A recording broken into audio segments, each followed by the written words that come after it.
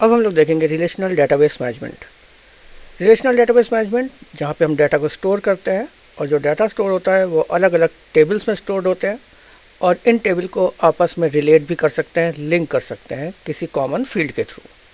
तो इस relational database management system पे कुछ क्वेश्चंस लेते हैं। What is the extension of database file in base?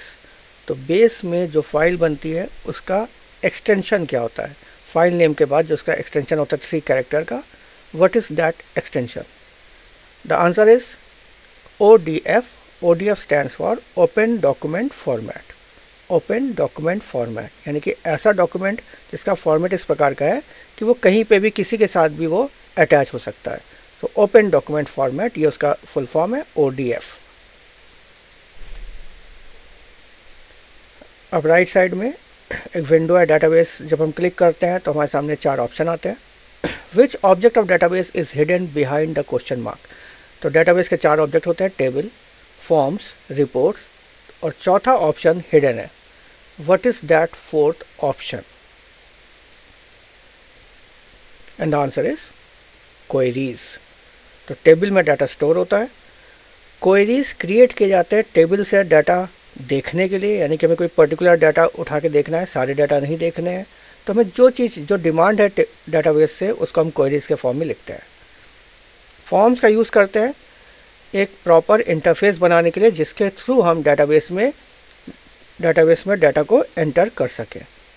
तो फॉर्म के थ्रू जब करते हैं तो डाटा फॉर्म के थ्रू होते हुए टेबल्स में जाता है, डायरेक्टली हम टेबल में एंट्री नहीं करते हैं।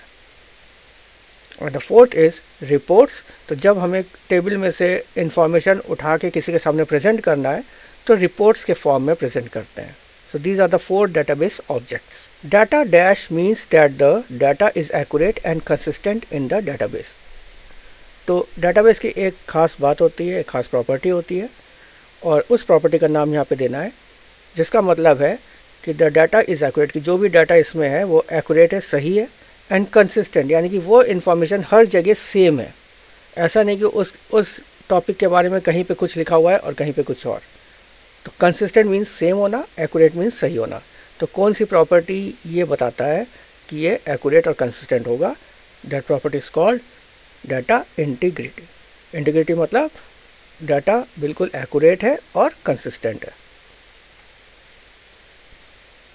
A dash is a database object that provides a systematic way to accept data from the user and store it in a table of a database. अभी मैंने इसका आंसर दिया था। Database object that provides a systematic way. Database का एक object होता है जो एक प्रॉपर तरीका देता है कि यूज़र से डाटा ले और डेटाबेस में स्टोर करे, ना कि डायरेक्टली यूज़र टेबल के अंदर डाटा स्टोर कर रहा है। जब डायरेक्टली करते हैं तो उसमें कुछ एरर्स के चांसेस बढ़ जाते हैं। तो सिस्टमैटिक वे, प्रॉपर वे कौन सा है? The answer is form. Next question, data dash means duplication of data. Duplication of data, duplication means multiple copies.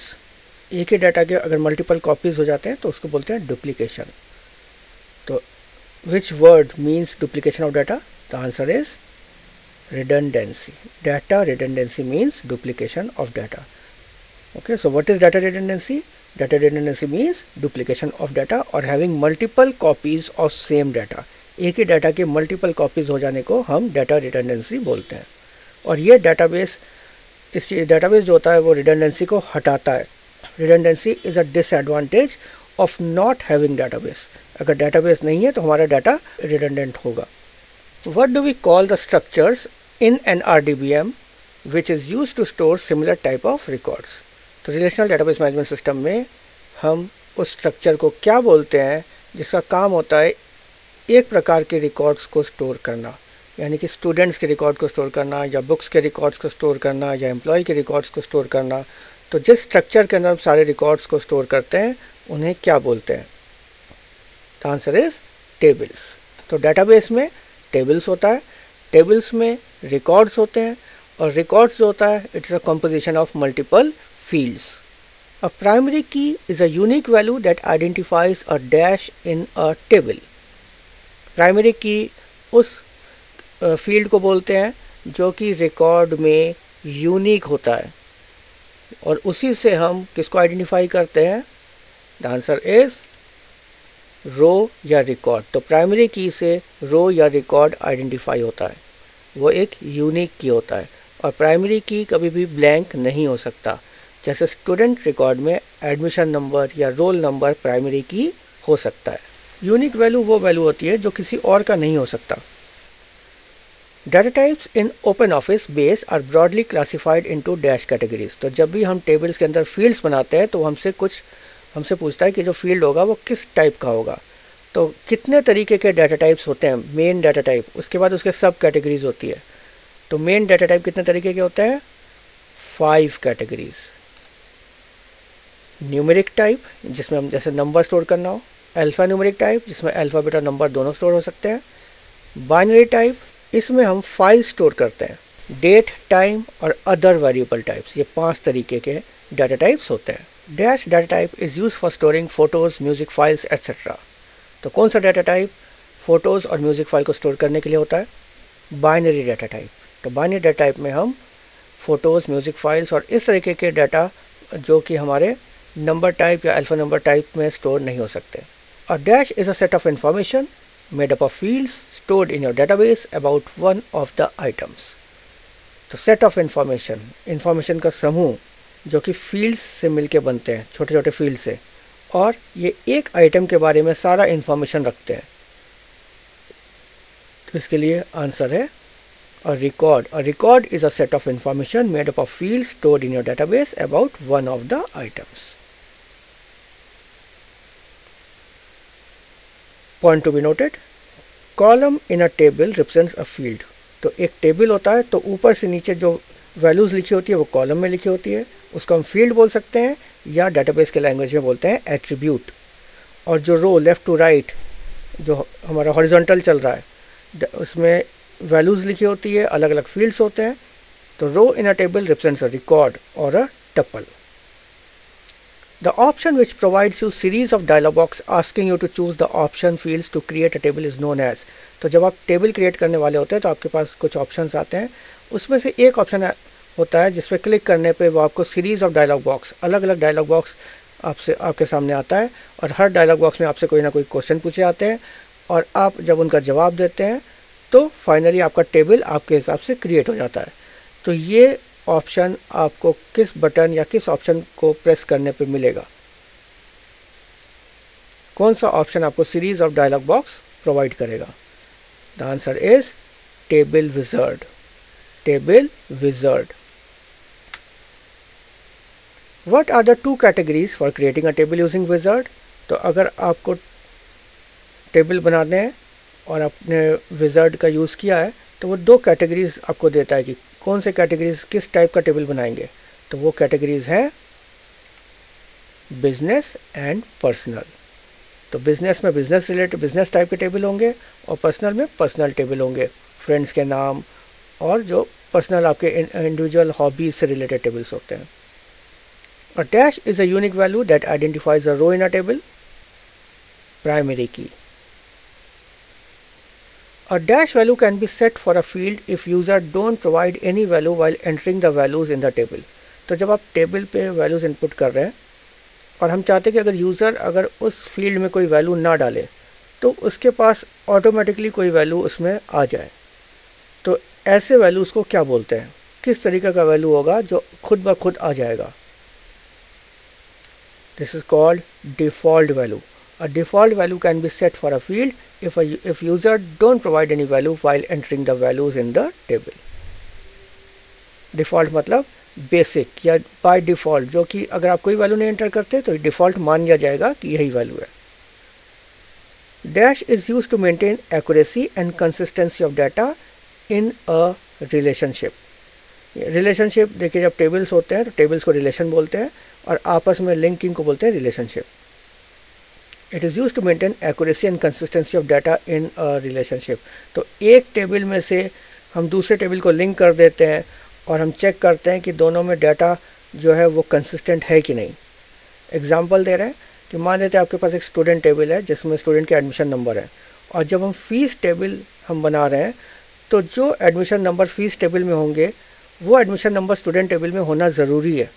हम किसी ऐसे बच्चे से फ़ीस नहीं ले सकते जिसका एडमिशन नंबर स्टूडेंट टेबल में नहीं है।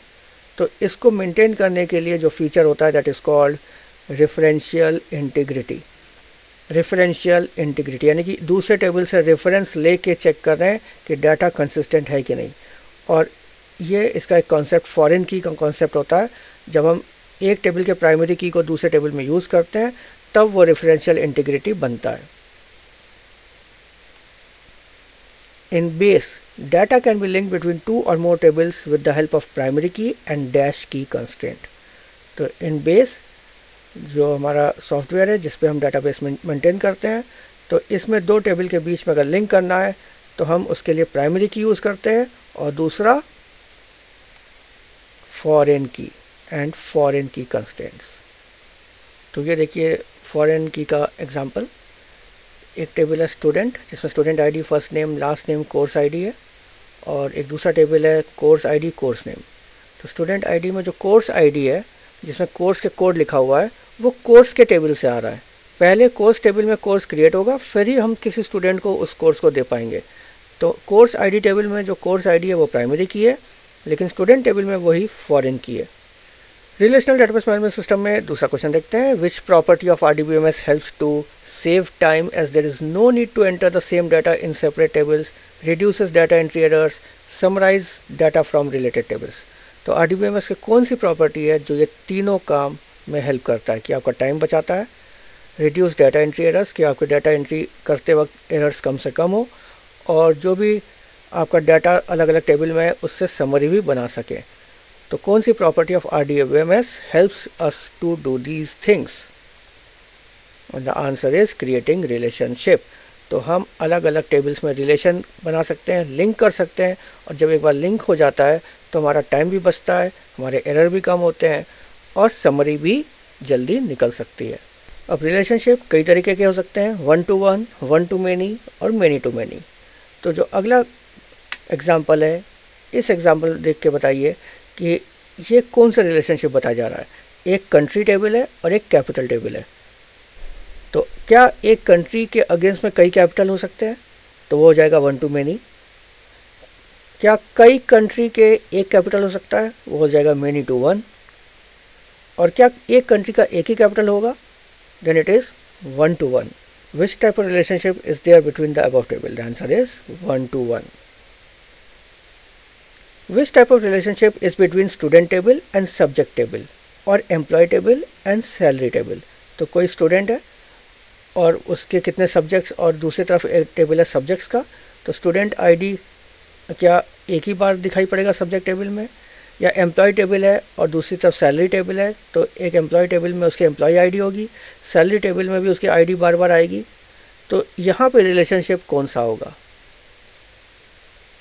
It is many to many. Why? क्योंकि एक स्टूडेंट को कई सब्जेक्ट्स मिल सकते हैं और वही सब्जेक्ट कई स्टूडेंट को मिल सकते हैं। तो ये मेनी टू मेनी रिलेशनशिप है, मतलब हर तरफ मल्टीपल अकरेंस होगा, यानी कि एक सब्जेक्ट कई स्टूडेंट को मिला है और एक स्टूडेंट ने कई सब्जेक्ट लिया हुआ है। इसी तरीके से एक एम्प्लॉय को कई सैलरी मिली है और सैलरी कई एम्प्लॉय को मिलती है। तो ये मेनी टू मेनी रिलेशनशिप है। तो अलग अलग तरीके के रिलेशनशिप के बारे में भी देख लीजिएगा। Name the language use to make queries into database and information system. तो जिस लैंग्वेज का यूज़ करके हम क्वेरीज बनाते हैं उस लैंग्वेज को क्या बोलते हैं? सिंपल है, structured query language, sequel, SQL लिखते हैं, सीक्वेल बोलते हैं, और इसका फुल फॉर्म है स्ट्रक्चर्ड क्वेरी लैंग्वेज। तो चलिए कुछ एग्जांपल देख लेते हैं SQL का सिलेक्ट स्टेटमेंट के बारे में। तो अगर सिलेक्ट स्टेटमेंट के ऊपर क्वेश्चंस आते हैं तो समझ लेते हैं सिलेक्ट स्टेटमेंट कैसे काम करता है। अगर हमें एक कस्टमर टेबल में से सारे रिकॉर्ड्स देखने हैं और उस रिकॉर्ड के सारे फील्ड्स जितने भी कॉलम है सब देखना चाहते हैं, select all records from the customer table, तो उसकी क्वेरी होगी सिलेक्ट स्टार। स्टार मतलब होता है कि सारे कॉलम डिस्प्ले करो, किसमें से? From customers. तो सारे रिकॉर्ड्स तो डिस्प्ले होंगे और हर रिकॉर्ड के सारे कॉलम डिस्प्ले होगा, यानी कि पूरी की पूरी टेबल डिस्प्ले हो जाएगी। Select star from customers.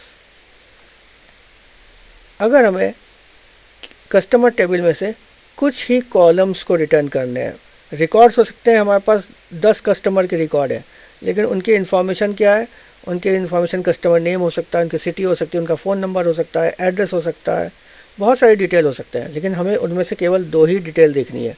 तो select customer name comma city from, किसमें से, फ्रॉम, ये फ्रॉम के बाद ये कमांड है, फ्रॉम के बाद लिखेंगे कस्टमर्स।